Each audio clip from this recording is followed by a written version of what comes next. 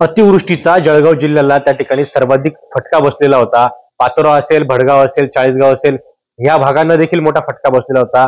आणि एकंदरीत आता दिवाळी काही 2-3 दिवसात तोंडावर राहिलेली आहे आणि शेतकऱ्यांच्या खात्यामध्ये थेट अनुदान जमा व्हायला सुरुवात झालेली आहे। आपल्यासोबत बोलत झाले सत्ताधारी पक्षाचे आमदार किशोरबा पाटील आहेत। आप्पासाहेब, काय सांगाल? एकंदरीत विरोधकांनी काळी दिवाळी करायला लावली होती, मात्र आता शेतकऱ्यांच्या खात्यामध्ये थेट अनुदान जमा व्हायला सुरुवात झालेली आहे।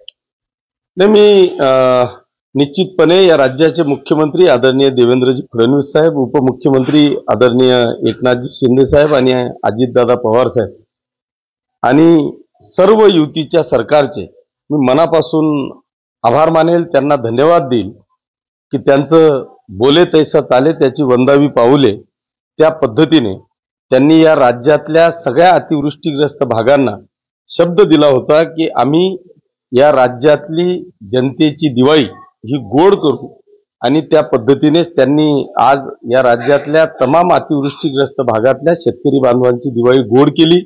त्याबद्दल मी राज्य सरकारचे, युती सरकारचे मनापासून आभार मानतो, त्यांना धन्यवाद देतो।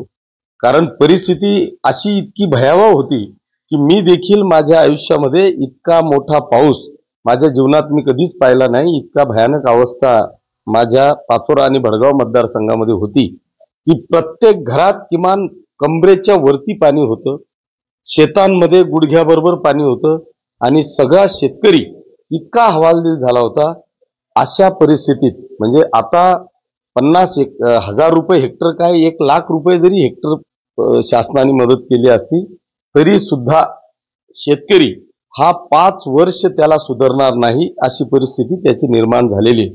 पण तरी सुद्धा एक आधार म्हणून राज्य सरकारने जो पैसा जनतेला दिला, शेतकरी बांधवांना दिला, त्यांचे मानावे तेवढे आभार थोडे आहेत।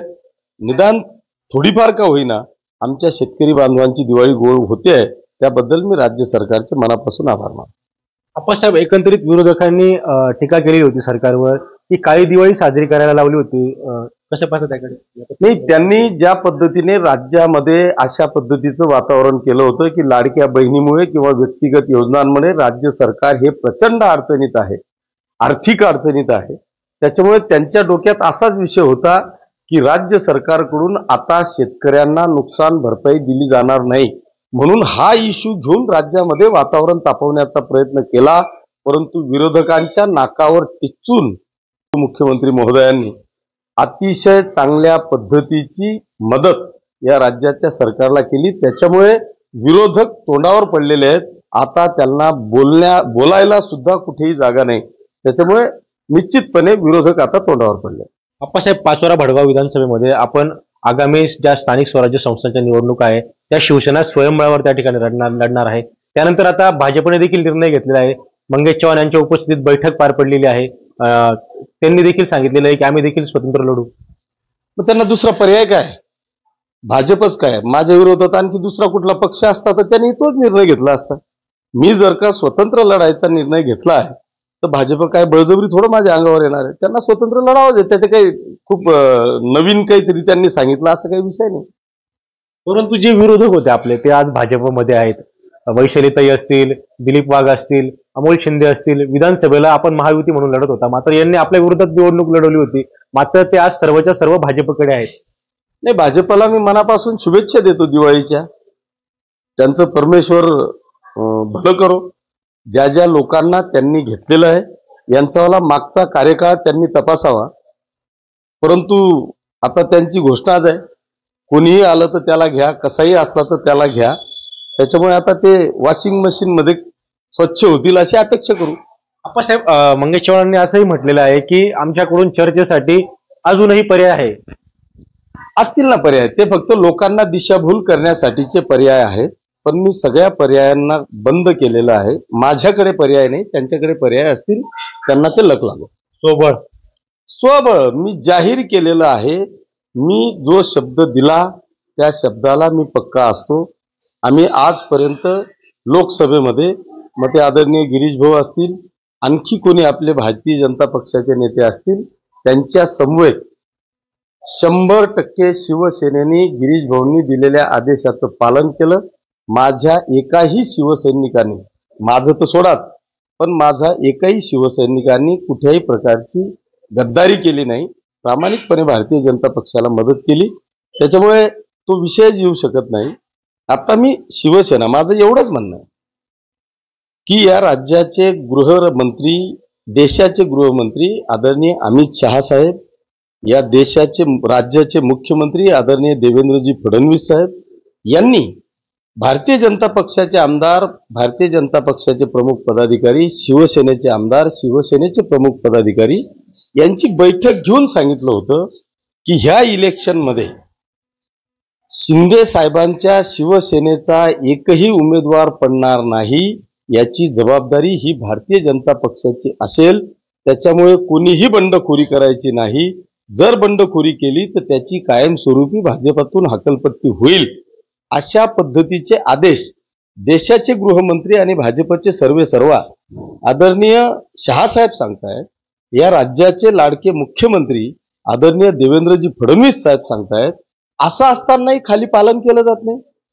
नावाला फक्त एक हकलपट्टीचं पत्र दिलं जातं आणि ते पत्र पुन्हा इलेक्शन झाल्यावर जर का त्यांना बक्षीस दिलं जात असेल, पदांचं बक्षिसी दिली जात असेल, तर मग इतकी विषयाची परीक्षा आम्ही किती दिवस करायची? विश्वासघात केला असं म्हणतो. तसंच म्हणावं लागेल, तसंच म्हणावं लागेल ना.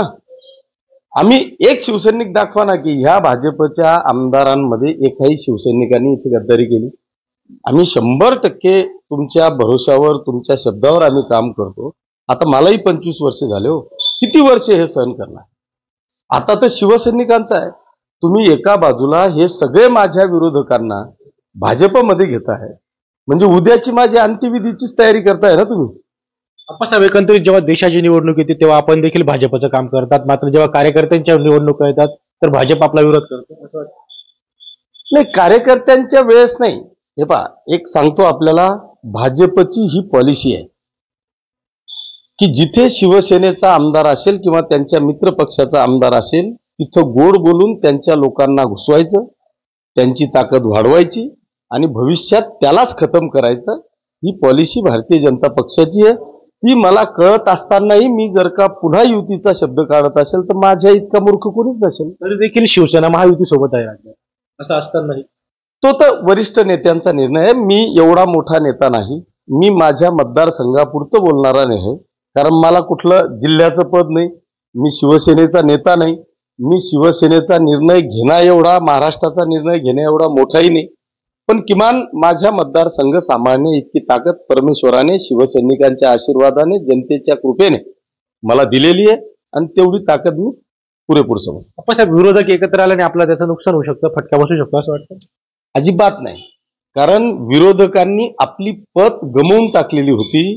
याचं कारण असं आहे की लोकांनी त्यांना त्या त्या पक्षावर उभे होते, त्या पक्षाच्या मागे ते लोक गेले, त्या पक्षाच्या भरोशावर त्यांनी यांना मतदान केलं. पण त्याच लोकांनी या पाचोरा भडगाव मतदारसंघातल्या जनतेचा विश्वासघात केला, कार्यकर्त्यांचा विश्वासघात केला आणि म्हणून यांनी जरी भाजपमध्ये प्रवेश केलेला असला तरी यांच्या सोबत एकही कार्यकर्ता गेलेला नाही. तो सगळा कार्यकर्ता शिवसेनेच्या पाठीमागे खंबीरपणे उभा राहून तो माझ्याकडे आला. मग तो राष्ट्रवादीचा असेल, भाजपचा असेल, शिवसेना उबाठाचा असेल, हे सगळ्याच्या सगळ्या कार्यकर्त्यांची रोज माझ्याकडे 100, 200, 500 लोकांचा प्रवेश हा रोज चाललाय आणि तो त्यांच्याच पक्षाचा आहे.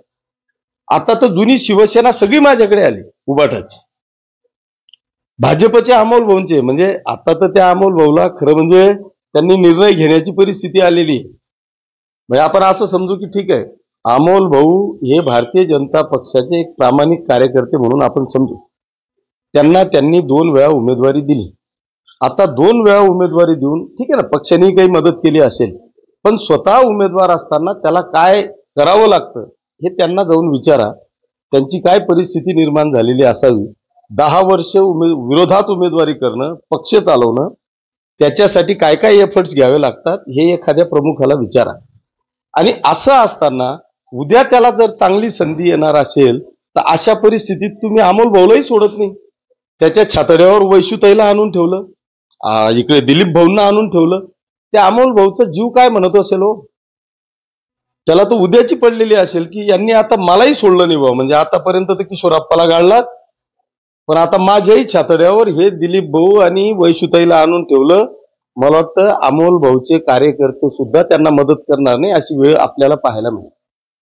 आपण बघू शकतो की सर्व जरी विरोधक एकत्र आले तरी या ठिकाणी कार्यकर्ते माझ्या पाठीशी आहे, अशा प्रतिक्रिया या ठिकाणी शिवसेनेचे आमदार किशोर पाटील यांनी दिलेली आहे. हेमचंद कुमार, TV9 मराठी, जळगाव.